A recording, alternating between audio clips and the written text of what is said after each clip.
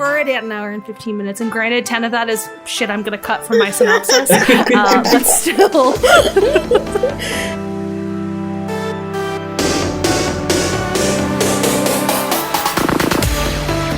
Welcome back to Snark Squad Pod. My name is Marines. I am Nicole Sweeney, and this week we are joined by Connor. Hey, what's up, you guys? I'm Connor. I run a booktube channel, which is just Connor O'Brien, where I primarily talk about fantasy and science fiction. And Connor is back with us once again to talk about the third and final book in the His Dark Materials trilogy, The Amber Spyglass.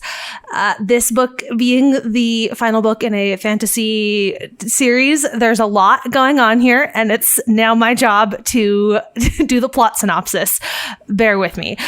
So this book finds, our characters spread out across many of the different worlds in this universe. There's lots of competing plot threads, and this is also the point where we get a clearer understanding of some of the, political machinations of the adult world.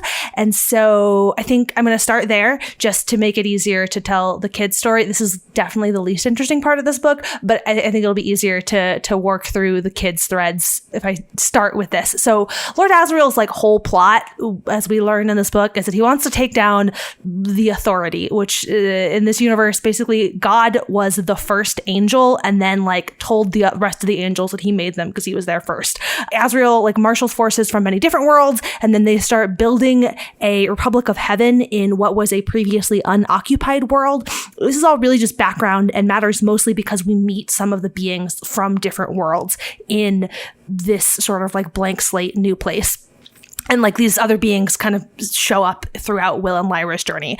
The forces of the Magisterium and the Church, meanwhile, have figured out that Lyra is supposed to be Eve, and they decide that the easiest solution to their problem is to just kill this child before she can be tempted, including dispatching a priest who is sent to follow Mary in case all of their other efforts to kill one child fail.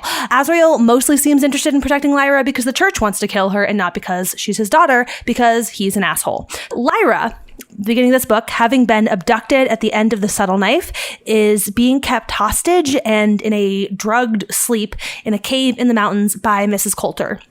While she's asleep, we see her between chapters in these interstitial segments conversing with a deceased Roger in a sort of bleak place that we eventually learn is the land of the dead. After ending the last book with the dramatic sequence of meeting his father only to watch him die and then returning to Lyra only to have her be abducted, Will meets two angels who insist that they followed his father in order to reach the knife bearer and then, help complete John Perry's mission of getting the knife to Asriel. But Will is not interested in any of that because he needs to go find Lyra. And he's basically look, I'm not going with you. And, there's nothing really for you to do besides help me or shut up. So the angels are forced to help Will on his mission, which eventually takes him into Lyra's world because that's where she's being held, and into contact with Yorick. They travel for a bit. Yorick helps Will find Lyra and rescue her. And then while he and Lyra are fleeing from Mrs. Coulter and also a whole bunch of armies of both the Church and Lord Asriel's army also show up, all trying to get Lyra, but they get away, but Will breaks the knife in the process. And fortunately, they have found Yorick recently, so they're able to kind of go hide out with Yorick and rebuild the knife. Somewhere in here, we meet the Galavespians, who are people from another world entirely, and they're very small, and they have these little dragonflies that they ride around on, and they're pretty dope, little spies. They're I don't really know. That's it. There's these two little spies, and they are also trying to make Will and Lyra go off with Lord Asriel, but Lyra, when she's awake, is committed to going to find Roger because she promised him during during her sort of dream state that she was definitely going to believe that this was real when she woke up, and she was going to come help him because she has to go make it right because it was her fault, more or less. I mean, she brought him to his death and she feels responsible. So she wants to go make that right. And Will wants to see if he can go find his father. So they're adamant about using the knife to find their way down to the land of the dead. And the Gallivespians, much like the angels, are forced to just go with them. Oh yeah, one of the angels died at some earlier, and the other one fled during the fighting by the cave. So angels are no more. In their place, we now have the Gallivespians. Lyra and Will make their way to the land of the dead. They create an opening so that ghosts can forevermore be freed from the land of the dead, and they sort of will drift out and become kind of part of everything once they leave the land of the dead. Some of the ghosts hang back, and Will cuts an opening into this other dimension, world, whatever, where Azrael is, and those ghosts kind of go and join the fight there because they can contend with the specters. Lyra and Will also go out into that world where all this fighting is happening in order to reclaim their demons. Azrael and Mrs. Coulter do one good thing to help their daughter and die in the process.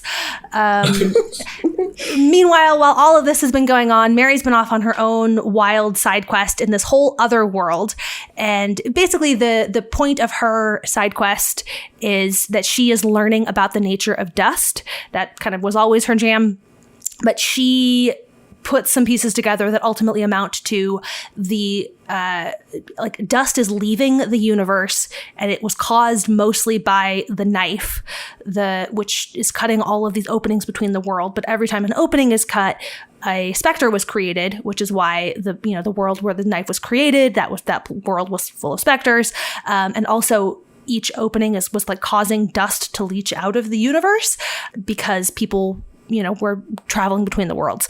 And so the book describes this basically as tossing a pebble into a river to redivert the stream. But Will and Lyra fall in love in the land where Mary is. They eventually make their way back to her. How is not really important.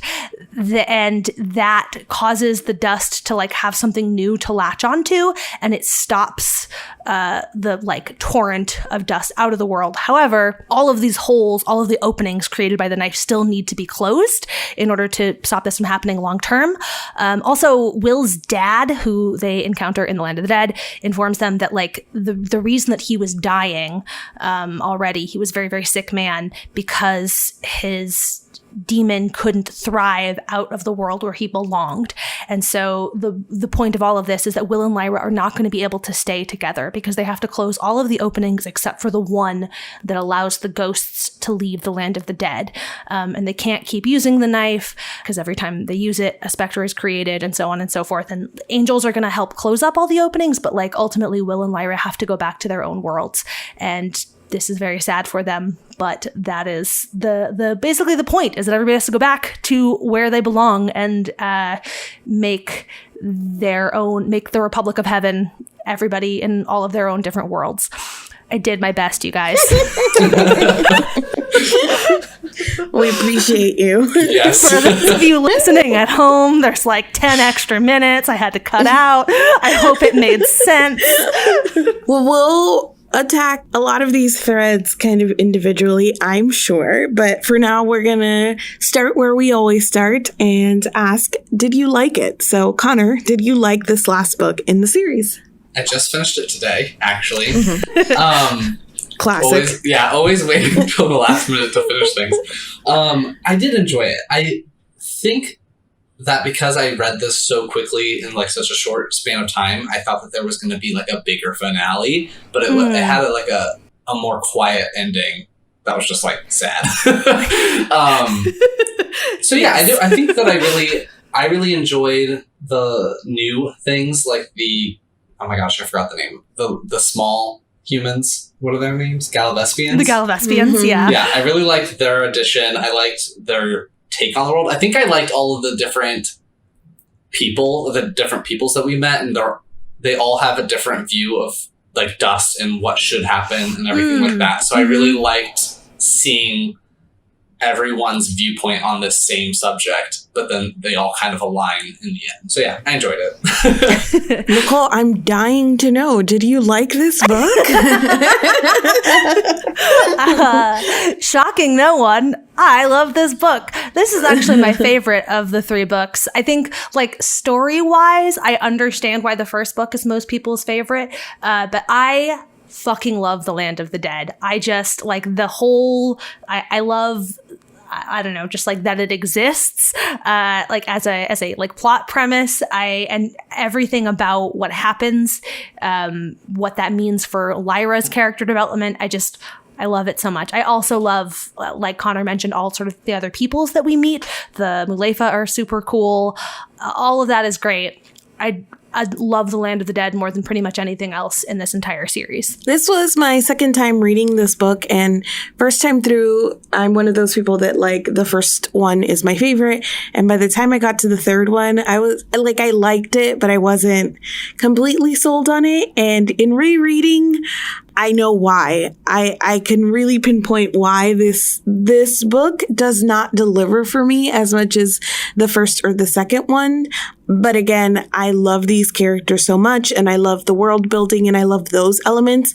To me, it's more the plot and the themes that always miss a little bit for me, making this kind of a mixed bag. Although my love for like Lyra and Will and, Yorick and all of the characters that we see come back is stronger than like the bad things. So while this one is not my favorite, I have an overall positive experience with it, but I do have some issues with some of the pieces. So I guess that on that note, Connor, I'm curious for you, compared to the two other books, do you have a favorite? How does this one like rank? I think that, like you said, I think that the first one ended up being my favorite, but that's just my like personal preference. I love the like adventure, like going to save my best friend kind of thing. And then I was totally blindsided at the end of the first book when her best friend ends up dying.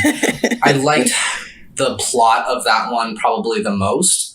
I really got invested in the like bigger picture of the world in the second one. And I kind of have a similar thought process to you, Madi, about this one, where I don't think that everything comes together like as good as it could have, but I still enjoyed it. I think it's like this. I like the first one the best, the second one, and then I don't know.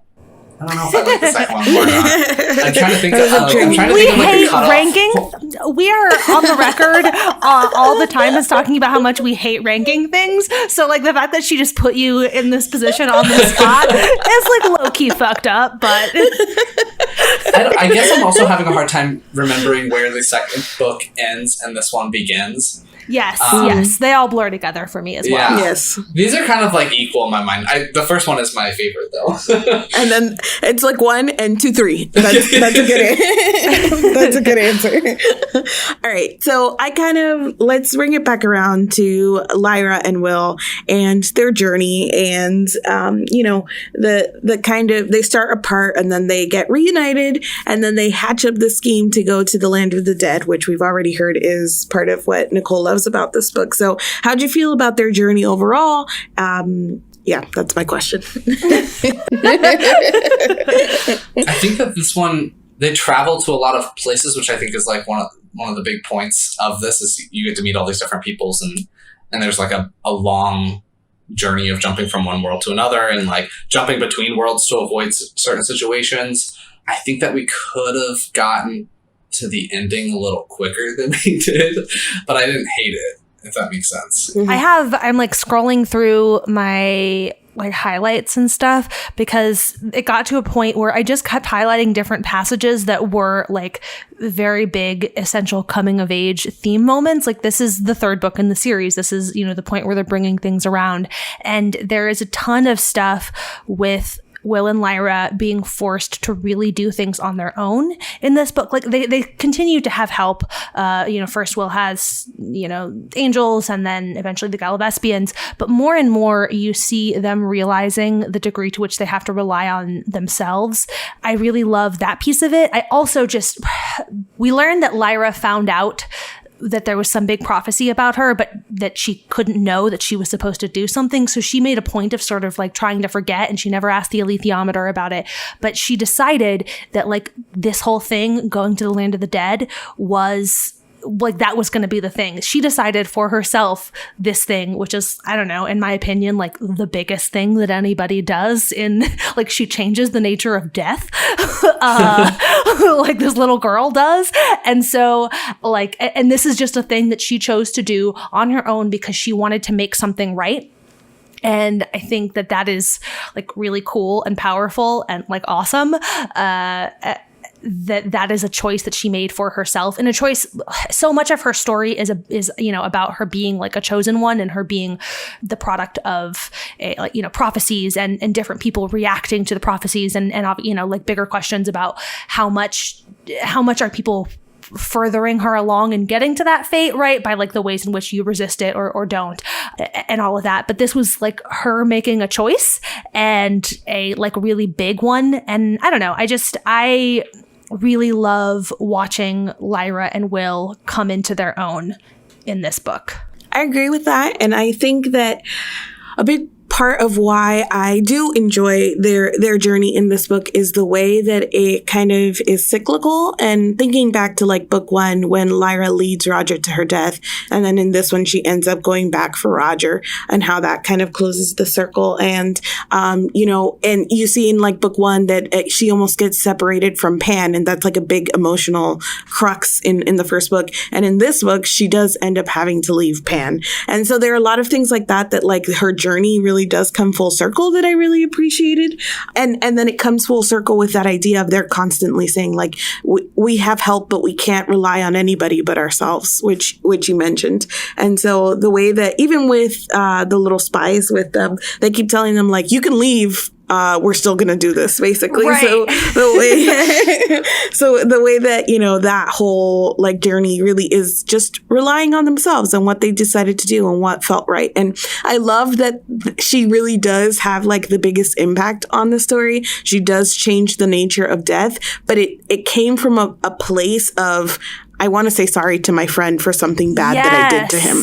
And it was like, and that's how the whole thing started. Just, it was not like some big adventure. It was not like, it'd be cool to see the land of the dead. It wasn't even like, I want to save Roger necessarily. Like her primary motivation was, I led him to his death. I need to go back and make it right and say sorry. And this idea of it's the right thing to do. Like, and this is also a big thing in Lyra's journey. Like, at the beginning of the book, that's not something that Lyra is particularly concerned with at the beginning of the first book. Like Lyra is a lot of things. She's not like, a malicious child, but this idea of what's right is honestly, it's something that she kind of learns from Will. Like, Will is very fixated on this idea of doing the right thing in a way that Lyra never was. And so, like, the fact that her big act ultimately is, I have to do this because it's the right thing to do. And, like, as I am, coming of age, I am learning that, like, it matters to me to do the right thing. Like, I don't know. It's just really sweet. Yeah, I mean, there's also the opportunity where the witch, is it Seraphina that tells them this? No, it's the angel, right? The female angel. I don't remember, but where they say that one like portal or gateway could be left open, and Lyra's like, no, we can't have one where we can see each other. It has to stay the one that's in the land of the dead, or else everything that we've done was so for far nothing, is, right? Yeah, yes. right. I really like that. I also really like that you brought up the whole prophecy thing. It definitely is like one of those coming of age things where like everyone has their own plan for Lyra. Like everyone has their own thing that they want her to accomplish, in like they want her to fulfill this prophecy in a specific way. So they're all trying to like mold her and shape her. And then in the end, she's like, no, I'm doing this instead. So that's like just how normal kids are. Like their parents and everyone is trying to like push them in different directions. And then at the end of the day, it's like, no, this is what I'm doing with my life. To this thing of like as Will and Lyra are going on their big, this conclusion to their coming of age journey and like, learning to act in new ways. One of the things that I highlighted is the moment where Will keeps from Lyra the fact that Mrs. Coulter was drugging her asleep.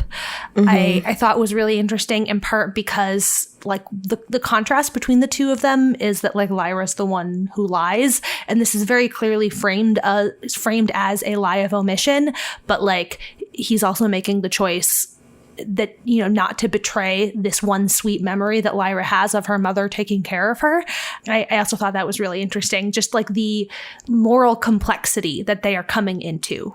Like that's this particular coming of age moment, you know, leaving childhood and entering adolescence.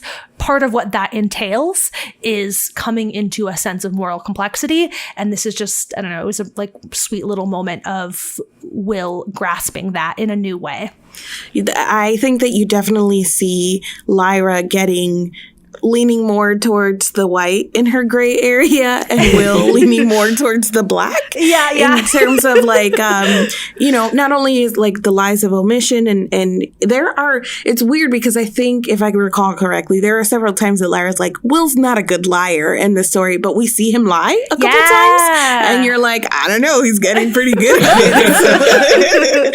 Yes. But also Will kills a few people. Right. And it's always in like self-defense or, you know, it's not like cold-blooded murder or anything like that. And he has like very visceral reactions and he talks a lot about like this is not what he wants to be doing, but also that like grays his story. Yeah. So I think that, you know, when we meet Will, he is very staunchly aware of what is right, what he needs to be doing. He's full of responsibility just because of how he was brought up. And you see him, like I said, kind of graying out the same way that Lyra is.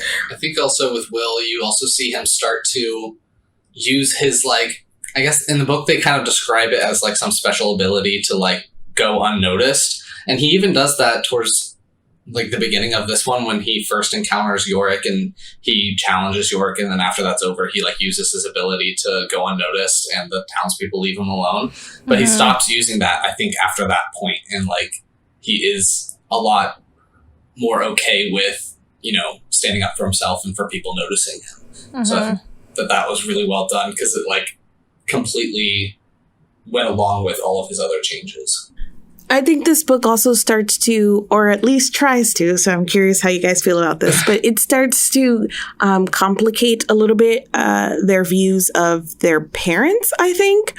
I think especially Mrs. Coulter starts like, I don't know, she's like, all of a sudden she wants to be a mom. There's literally a passage and you're led to believe that she's kind of like lying and manipulating as she's saying this, but she's literally like, I didn't want to be a mom, and then 12 years later I remembered I had a child. And then lying's all I think about. And even in like Will's thinking of his own mom, and you know, he has like a line where, you know, it isn't fair that he has to go back and take care of his mom, but it's a different kind of not fair. It's like not anything nobody's at fault, and it's just something he has to do. So how did you feel about Lord Asriel, about Mrs. Coulter, like all of the parent stuff in this one?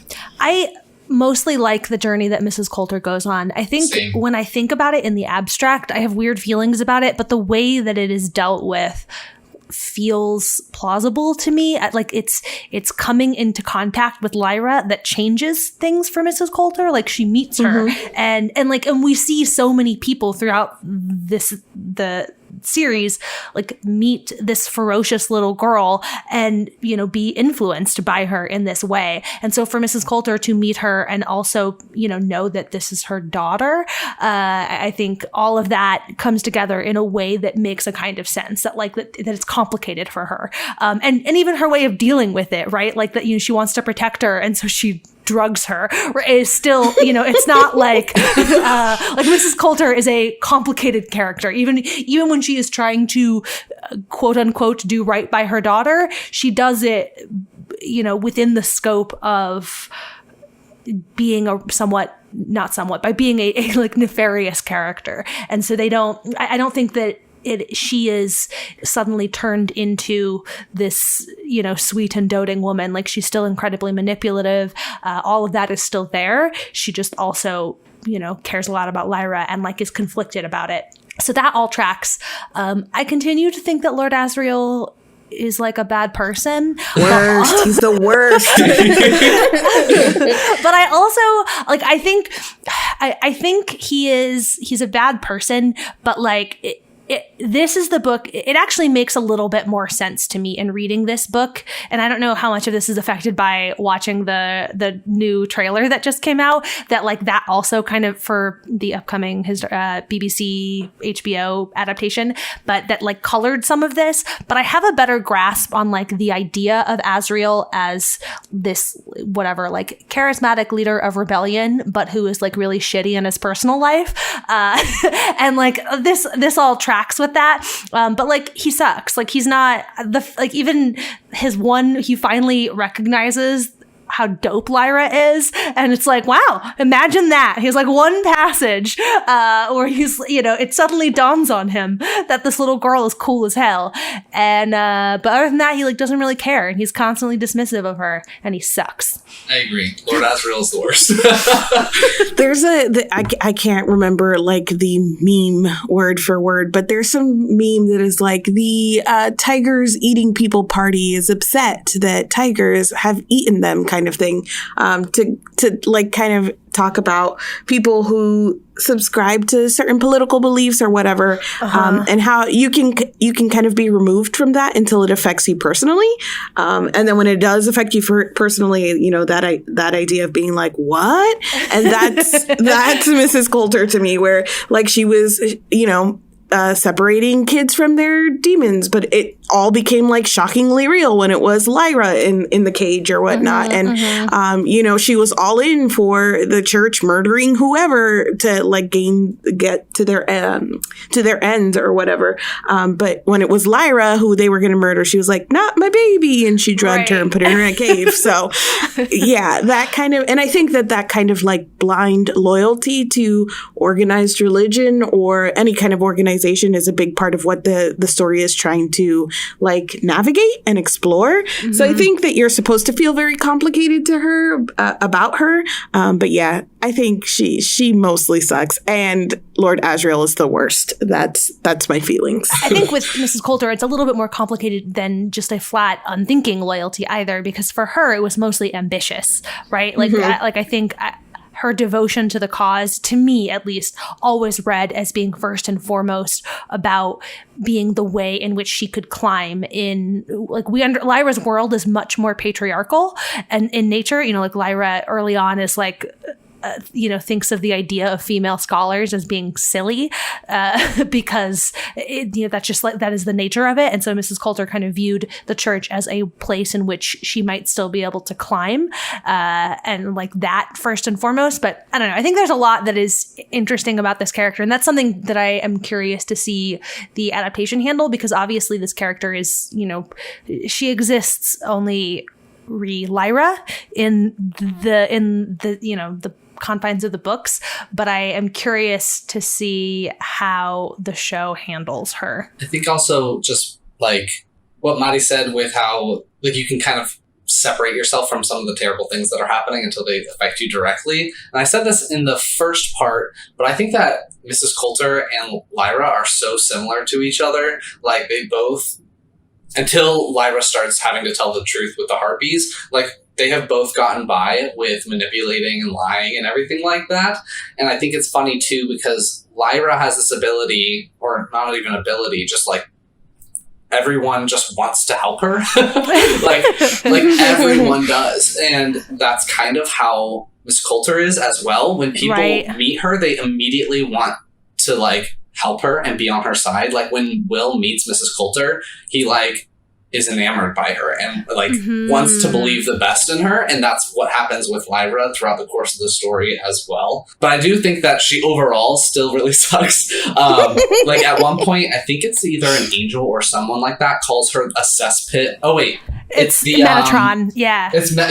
Calls her a cesspit of model filth. And I was like, dang, yes, that's what you are. It's true.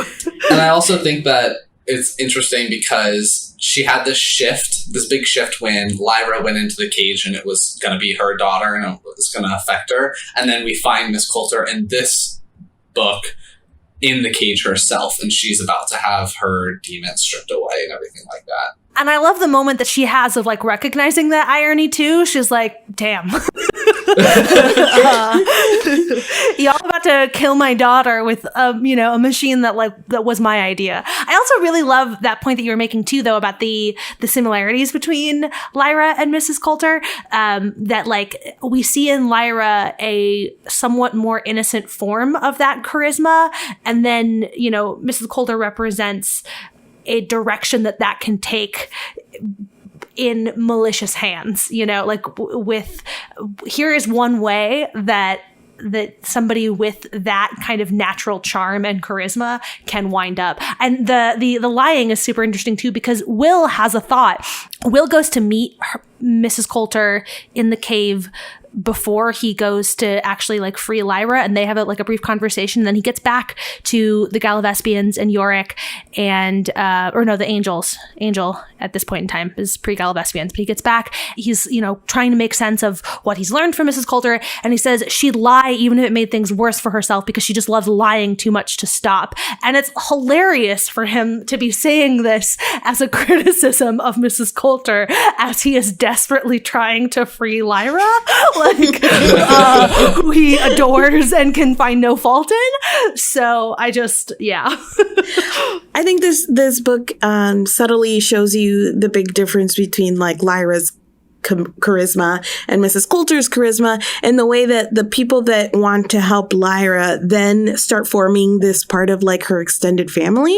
Like she, her charisma is used in a way that attracts people to her, but she's also then good to the people around her. So that by the time that she's like hugging Yorick and like, I don't know, high-fiving Lee Scoresby in the land of the dead, and like and Serafina Pecola is coming to her to talk to her demon, you really start to get a grasp of all of the people that she surrounded herself with, and the way that it has not been like manipulation for the sake of like stepping on people to get to where she's going, but really building this family around her.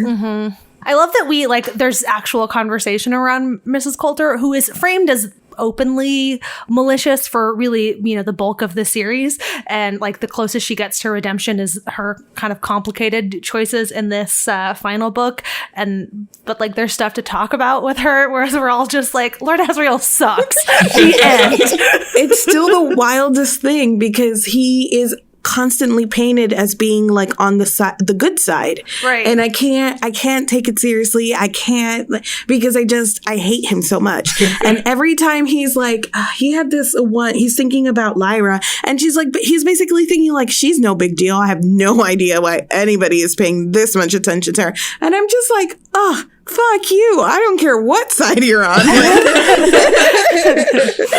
But I also think to some degree that's part of the point. I mean, on some level, I do think that Pullman's perspective is that Asriel is a better person than he actually is. I talked about this last time, whatever. But in what is, one of several like major, thesis moments in the book, Mary explains that part of why she stopped being a nun is that she, quote, stopped believing that there was a power of good and a power of evil that were outside of us, and came to believe that good and evil were names for what people do, not for what they are. It's like categorizations for actions rather than people. And so like the idea that the people on both sides are complicated, I think I think that there could be more layers to that than there are in the book, but I think that is very much the point, that like, no one individual person is meant to be entirely good or bad. You mentioned Mary, so I want to turn to her now, because I know in previous episodes we've kind of talked of like, wait till we get to Mary's story in the third book.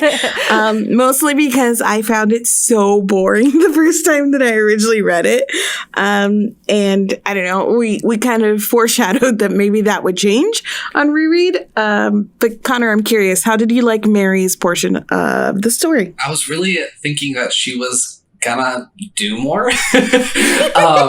Just because the like angels, whoever's sending her all the messages, was really adamant that she needs to get out of her world now and into this world now, and was really pushing her forward. So I was really excited at the end of the second book about what she was all gonna like have going on. And then she gets to the Mulefa and then just sits there for I don't even know how long. And I did like the Mulefa because we get another viewpoint on the dust and everything that's happening, and how the dust enables their trees to grow, and it like is the I don't know, the life force of the Mulefa because they need the oil, everything like that. But Mary herself doesn't really do all that much. And I was sad because I feel like she had so much potential that she could be like a big active player. But then again, if she took a more active role in like the overall plot of this story, it wouldn't be Will and Lyra doing stuff on their own. So it's kind of like a pro and a con. But I do wish that she had done more than just kind of like insert herself into this like deer/car society.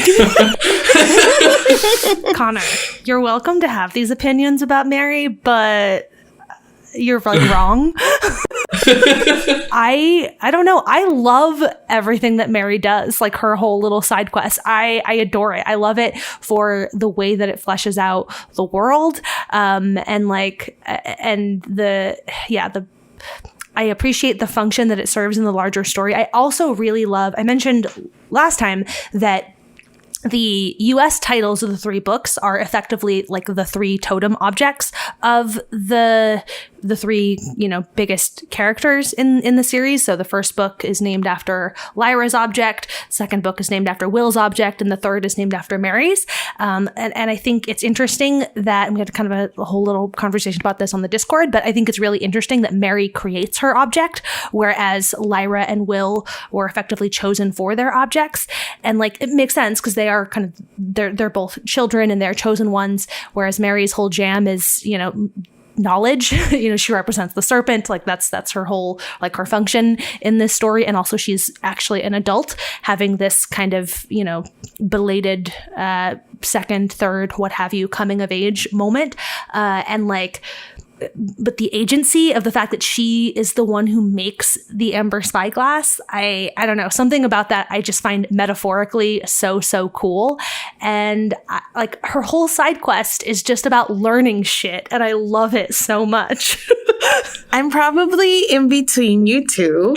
I can like intellectually stand back and see how Mary's side quest about learning things and discovering and like being there when the children need her, like that's cool. But while reading, I wasn't always like super hyped to get back to her like climbing trees and looking up at the sky and stuff. Like just for like the sake of like the plot and the forward motion, like those moments were a little slower to me. In retrospect, yes, everything Nicole is saying is also correct.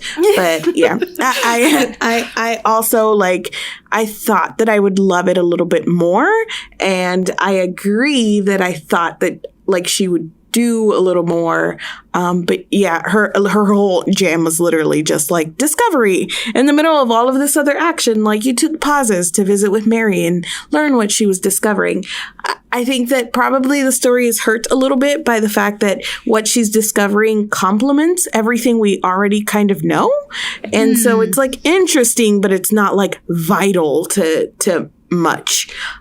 So sorry, Mary. Like, I like you, but that whole conversation where Mary is talking to Lyra and Will about why she left the church, and like the other piece of it is that she had decided she didn't really need to fall in love, and then she kind of just has this moment of like, maybe I do want that, and maybe I'm not really changing the world in any sort of way by choosing to deny myself this opportunity.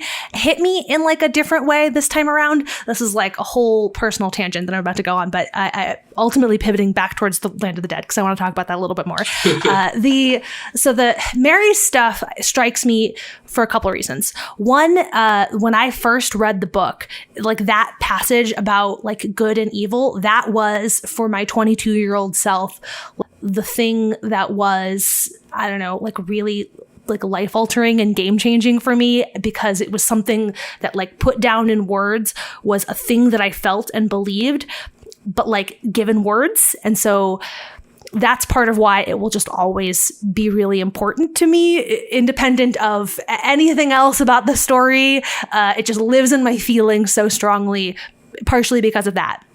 Thing two is everything about the Land of the Dead, both like being there and then how it functions in the larger story, like narratively and metaphorically, is like my actual favorite part of it now, it's the thing that I think is most meaningful, because like really the major theme of the story is about like living your life to the fullest. I think that's probably the thing that is touched upon most repeatedly, because it's the point of the Harpies, that when you get to the land of the dead, you have to be able to tell them stories about what you did. And, you know, that's the idea of like building the kingdom of heaven wherever you are, or whatever, et cetera, et cetera. It's all about, you know, like living a very full life. And so for me, this book has been like at various times in my life has been like a touchstone of like something that I can tether myself to, because of how much I love that whole Land of the Dead storyline. I don't know. Anyway, all of that is to say that my love of Mary is like personal. I understand that not everybody feels the way that I do about Mary Malone. I didn't dislike her. But what I actually want to talk about, though, is the Land of the Dead. How did you guys feel about the Land of the Dead? The Land of the Dead is very Greek mythology to me. Mm-hmm. I mean, it's literally just like picked up from Greek mythology and then put into this story. So like the Harpies do a similar thing. Their whole job in Greek mythology is to like torment people, and that's what they're doing in this story. It's just ghosts instead of like live people.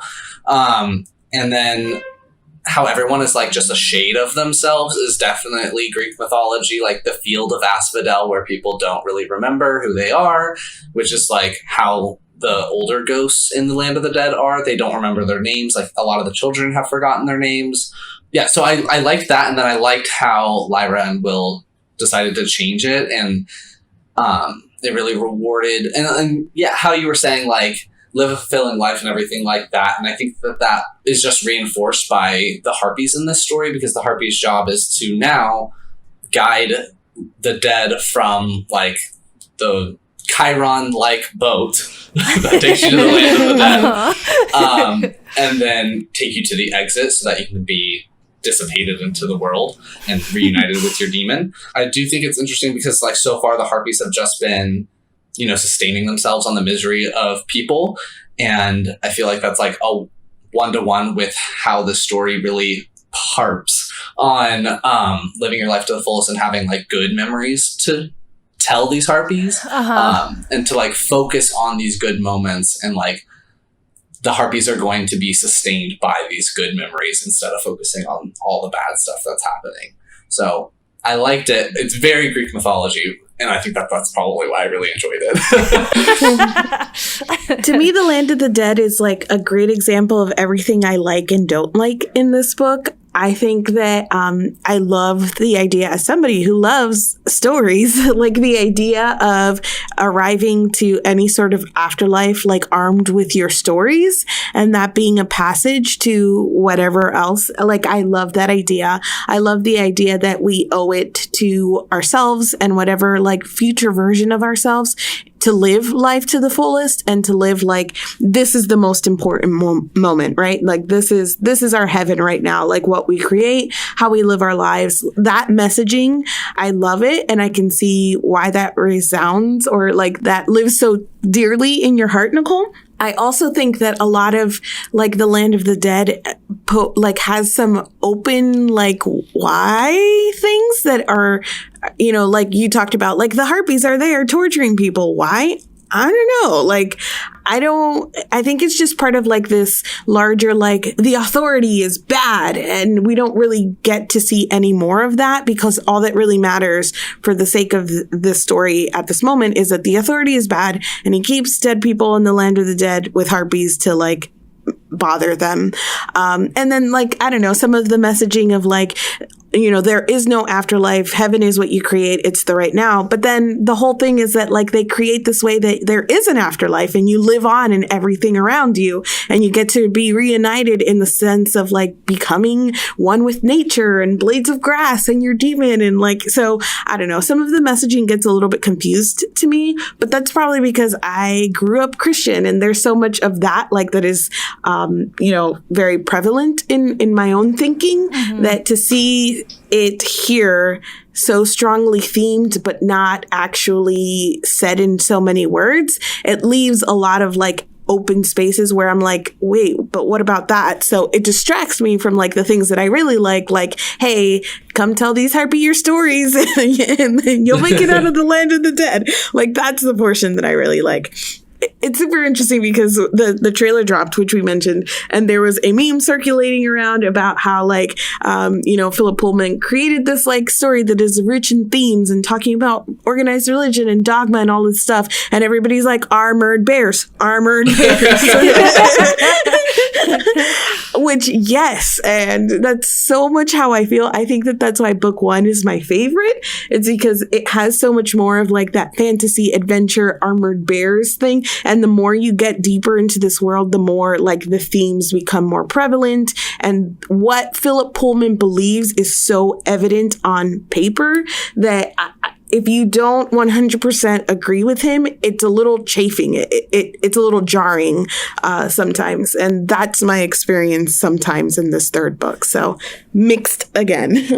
Yeah, I mean, we talked about this, I think, on the first episode, maybe, that like when I knew you were picking up the books for the first time, it was like really stressful and like nerve wracking for me because, they're my favorite books, but also I recognize I'm not, deluded about the degree to which they have a very intense and strong philosophy. It just like happens to be one that I mostly jive with. So like, but like your experience with the book is definitely going to be colored by how you feel about that philosophy, and like inescapably so.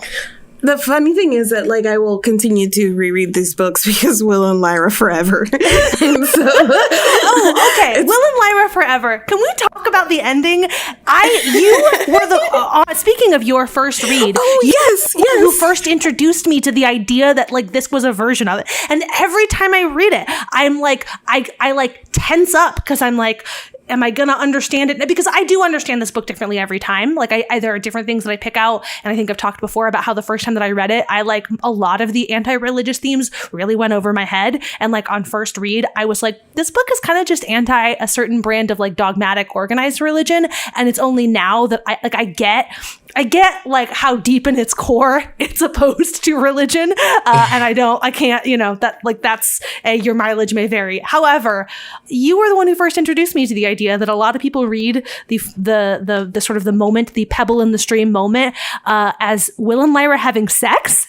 And yes. What? No, I don't even know how I came across this. I think after the first time that I read it, because it had like such a strong Adam and Eve parallel Garden of Eden kind of thing, I read it and I was like, did that just happen? Because it's a cut to black. All they do is kiss and it cuts to black. And then you join them again and it's like, everything has changed. They've grown up. And I don't personally read it this way, but I like read reviews or Googled it shortly after I read the book for the first time. And there are definitely people out there that are like, when Will and Lyra have sex in the garden. And I'm like, what?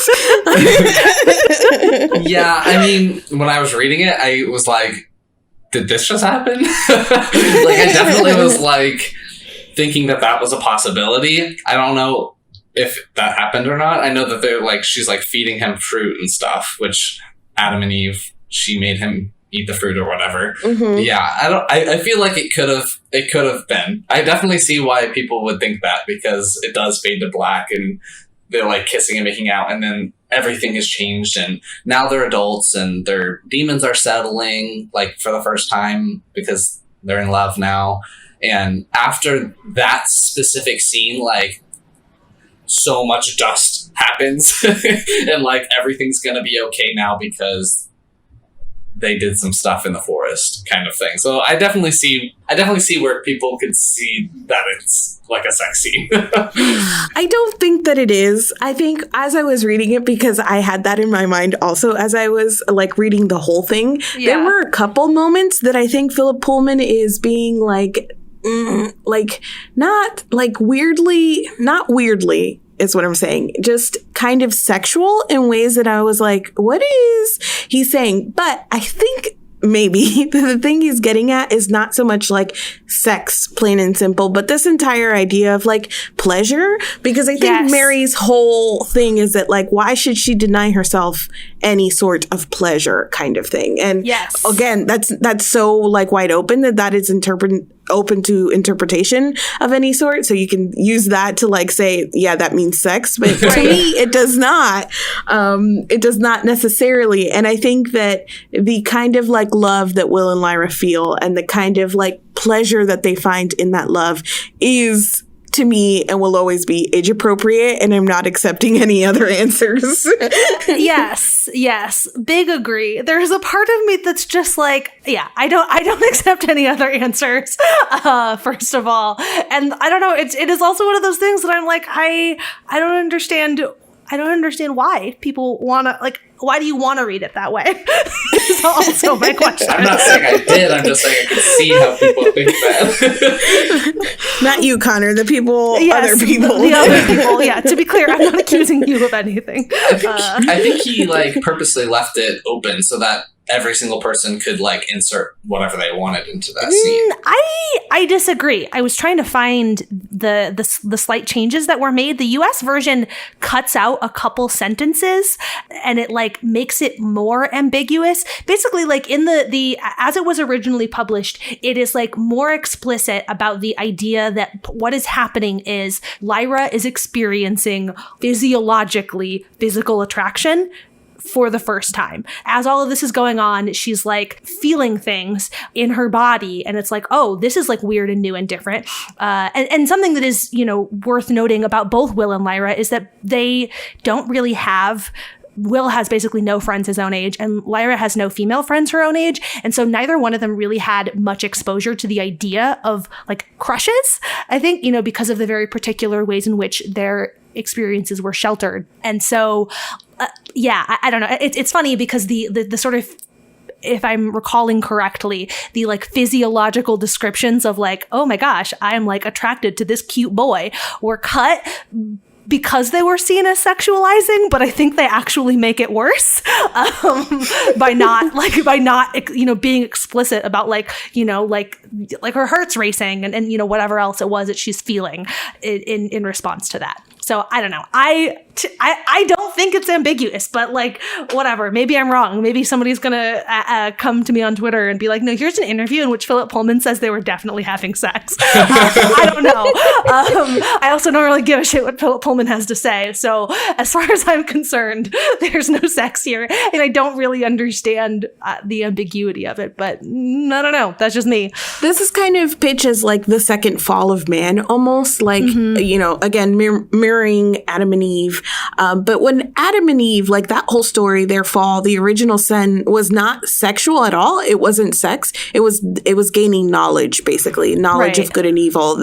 So I think that in order to like look at this and say, well, now they're having sex, I think what he was trying to do there is saying that they gained a certain kind of knowledge. And that's the whole like theme that he's going for, is that you gain a certain kind of knowledge when you move into, you know, young adulthood. And that is what starts to attract dust. And it's that curiosity, that need to like know things that, and you know, he puts the organized religion or the magisterium or whatever at the opposite of that. And in so many words in this book, he's like, he calls it stupidity, basically, to subscribe to other people's rules or whatnot and not like seek out your own you know, wisdom or be curious or whatever. So I think that people mistake probably this idea of this being a fall for something sexual, which I don't think is even a thing or like a message that Philip Pullman would give.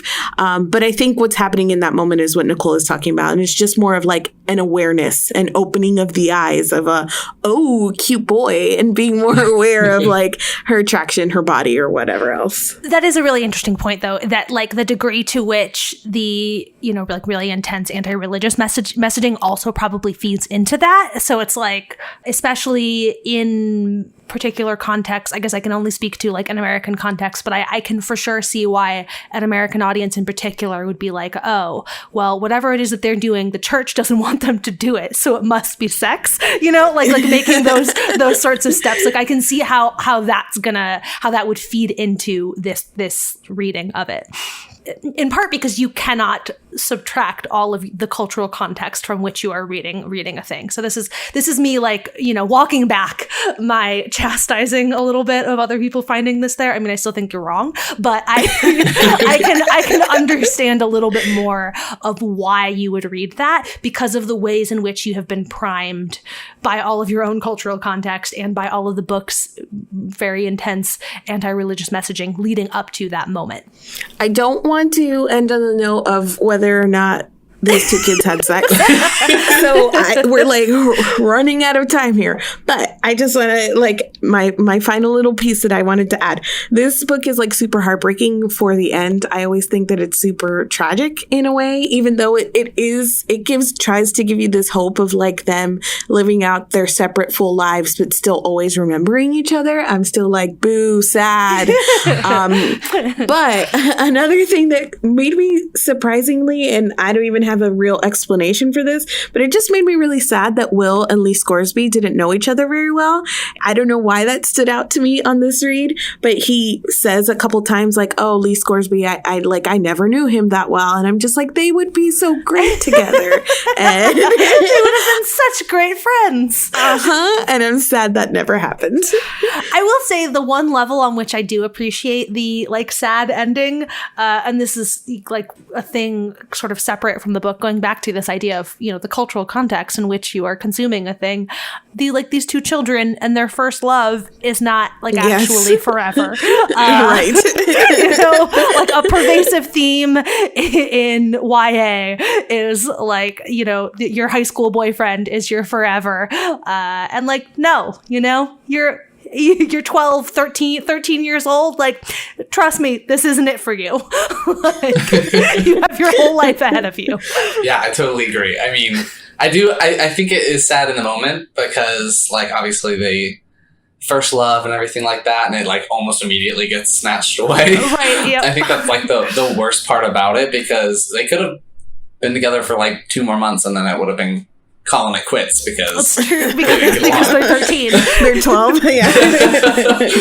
I liked that. I mean, it is sad, but I still think that they probably did go ahead and lead completely like normal lives. I don't know if the sequel series has anything to do with this original series and if we get any answers on that. I have no idea. I have never actually. I own other books.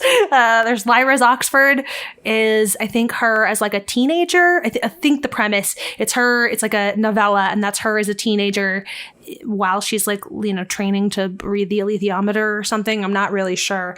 I have no idea.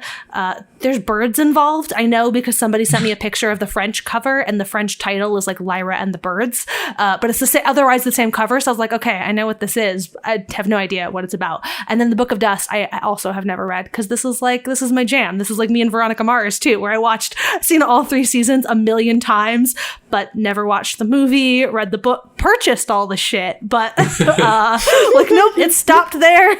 It's like fixed in my memory at a certain point. And every time I think about going forward, I'm like, well, I could just go back and do it all over again instead. It speaks to me on such a deep level. But I just Googled it, and it's a prequel. So it takes place 12 years before The Golden Compass, and it tells the story of how Lyra ended up at Oxford. Oh, that's right. I do. Yes. I vaguely remember reading that probably in the description when I purchased it.